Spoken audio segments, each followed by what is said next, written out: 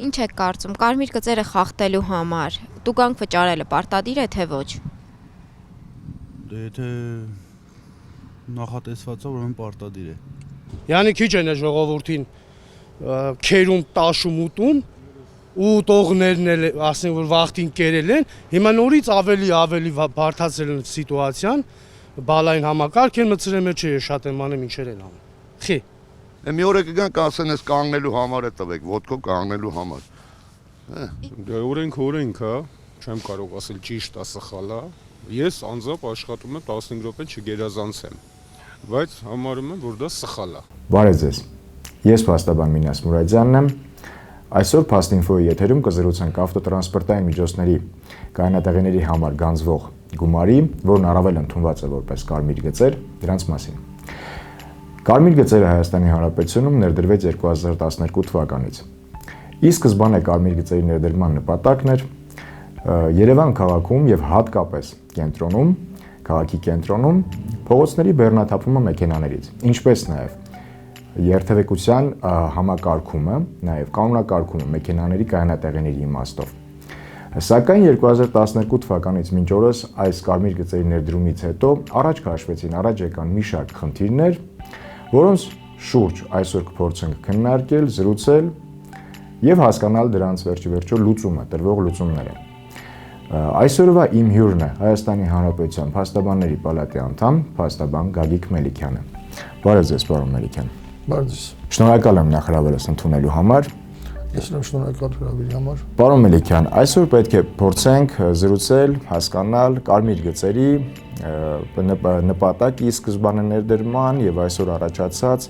խնդիրները, վերհանենք խնդիրները եւ դրանց լուծումները փորձենք հասկանալ։ Եկեք վերհիշենք ի սկզբանե որն էր կարմիր գծերի ներդրումը Հայաստանի Հանրապետությունում։ Շնորհակալություն, ինչպես դուք ինքներդ ձեր խոսքում նշեցիք, կարմիր գծերի նպատակը հիմնականում կենտրոնում ծանրաբեռնված փողոցների բեռնաթափումն էր, այսինքն փորձը ես կարծում եմ վերցված է արտասահմանային երկրներից, որտեղ իմ տվյալներով բավական հաջող աշխատում է։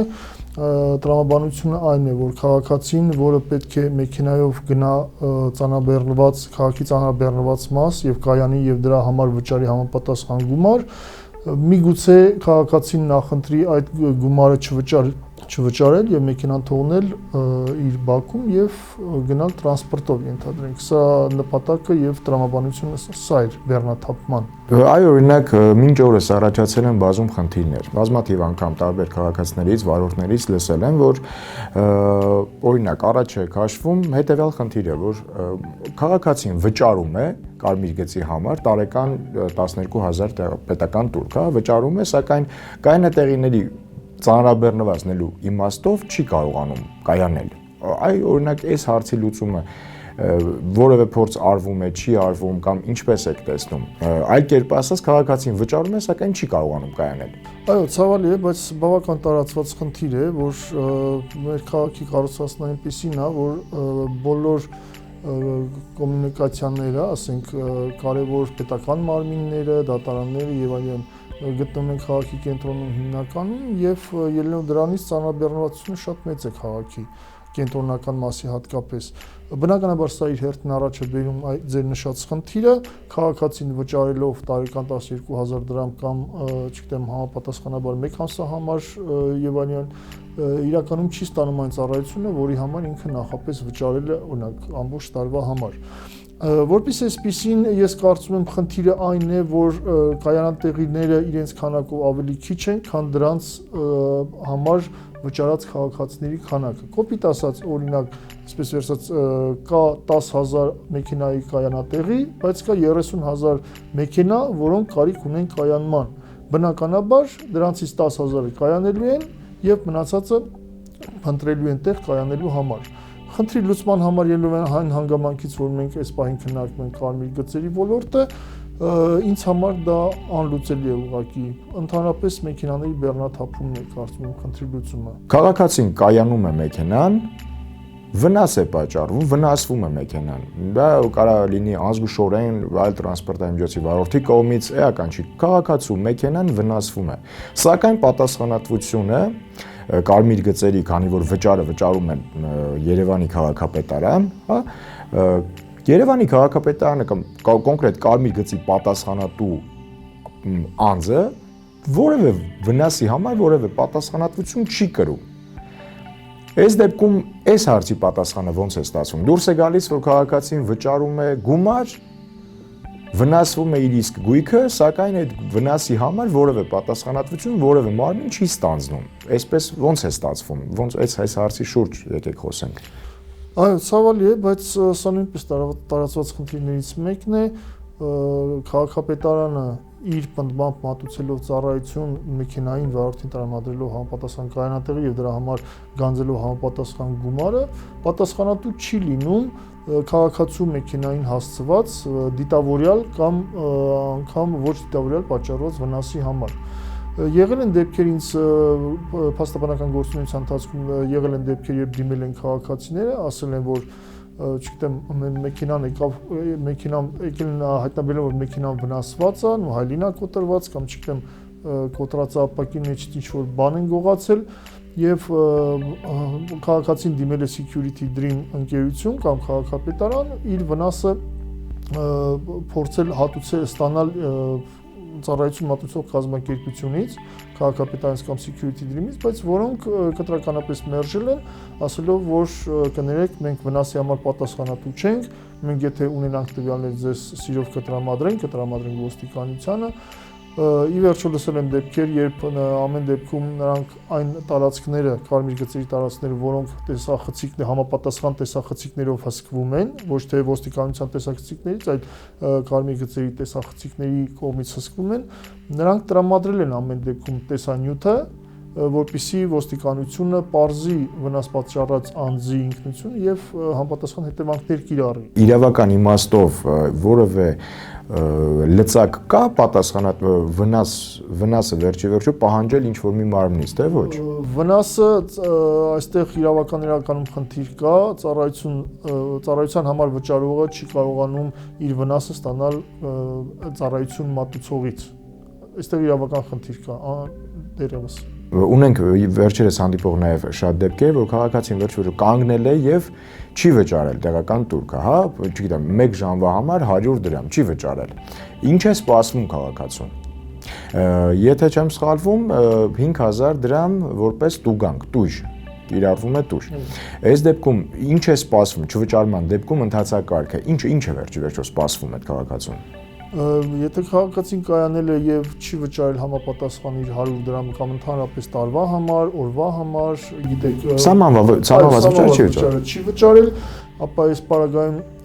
շրջիկ մեքենաներ կան, որոնք արձանագրում են մեքենայի կայանումը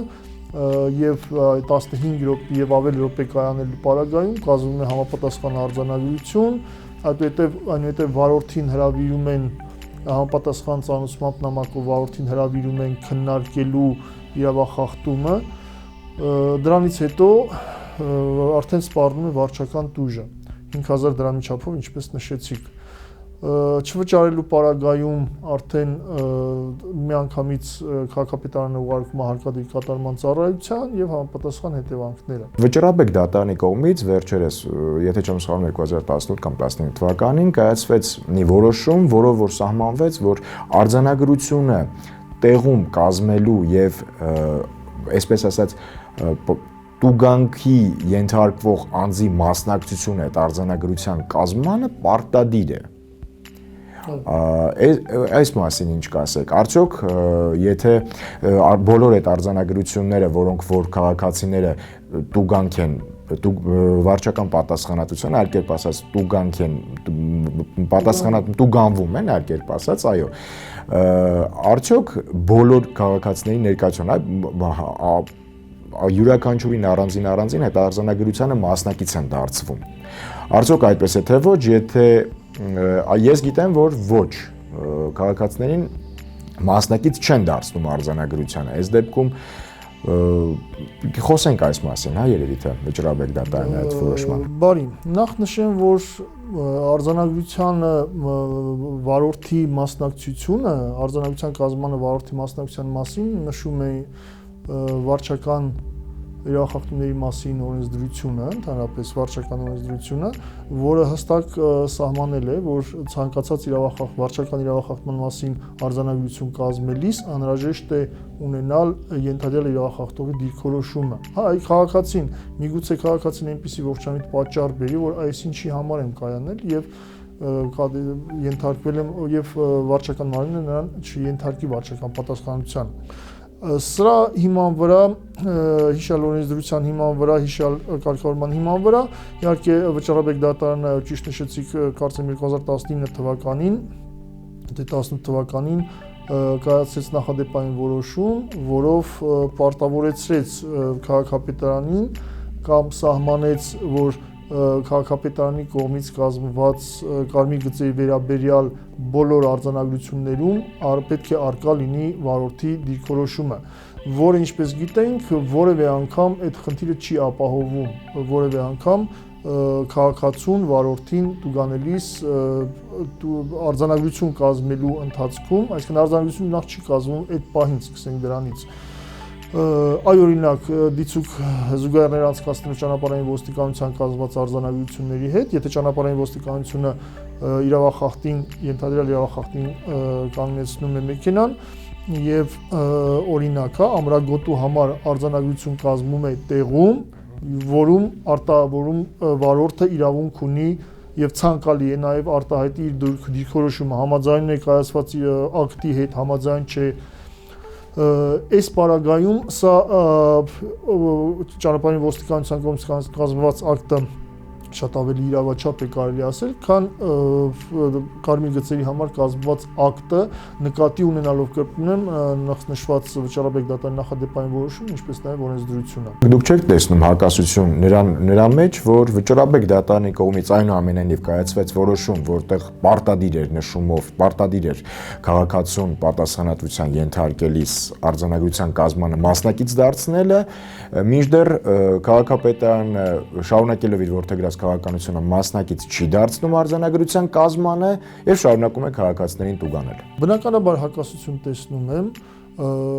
եւ այստեղ ասեմ ավելին, այն քաղաքացիները, որոնք դիմում են ինձ փաստաբանական ծառայություն ստանալու համար եւ ասում են, որ այ կարմիր գծերի համար ինձ ակտ է եկել, ինչ անեմ, կամ ակտը չէ դեռևս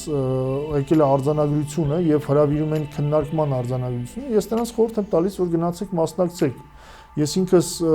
մեծ հավանականություն տեսնելով, որ եթե քաղաքացին գնում այլ հետամուտ է լինում իր իրավունքների համար քաղաքապետարանում մասնակցում է իր ժամին նշանակված քննարկմանը, ապա քաղաքապետարանի